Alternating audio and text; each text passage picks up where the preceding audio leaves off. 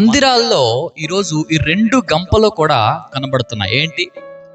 ఒకటి, ఒక గంపలో పక్వమైన అంజూరపు పండ్లు, అవి పక్వానికి వచ్చినవి, అవి మంచిగా ఉన్నవి, అవి పనికొచ్చేవంట. అవి అర్థమైందా? తినడానికి పనికొచ్చే ఫలాలు.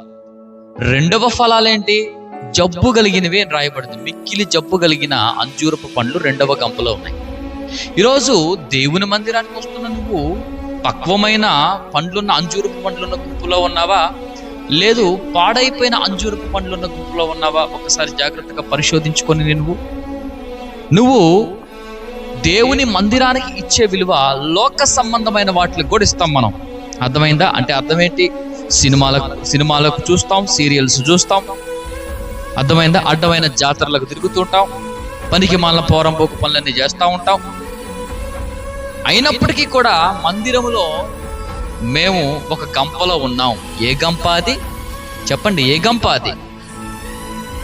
పాడైపోయిన గంపది. పనికి మాలిన గంపలో ఉన్న అంజూరపు పంటలాగా ఉండద్దు. నువ్వు అన్నిటినీ విడిచిపెట్టుకొని నువ్వు ఏ గంపలో ఉండాలో తెలుసా? నీవు పక్వమైన అంజూరపు పండ్లు. అర్థమైందా? తినడానికి అనువుగా దేవుడు నిన్ను చూస్తే నీలో ఫలింపు కనపడాలి, పక్వానికి వచ్చిన విధానము కనపడాలి. ఇవేమీ లేకుండా నేను వస్తాను, నా ఇష్టం, నేను మందిరంలో ఉంటాను, నాకు ఇష్టం వచ్చినట్లు బ్రతుకుతాను, నాకు ఇష్టం వచ్చినట్లు ఉంటాను, నా హృదయ గర్వాన్ని విడిచిపెట్టుకోనంటే ఏదో ఒక రోజు, అర్థమైందా, ఏదో ఒక రోజు ఖచ్చితంగా బొర్ల పడతావు. జాగ్రత్త. మందిరం అంటే ఆశామాశాలుగా ఉండొద్దు. నీ గర్వాన్ని విడిచిపెట్టుకో, నీ అహాన్ని విడిచిపెట్టుకో, నీ పనికి మాలిన బుద్ధిని విడిచిపెట్టుకో.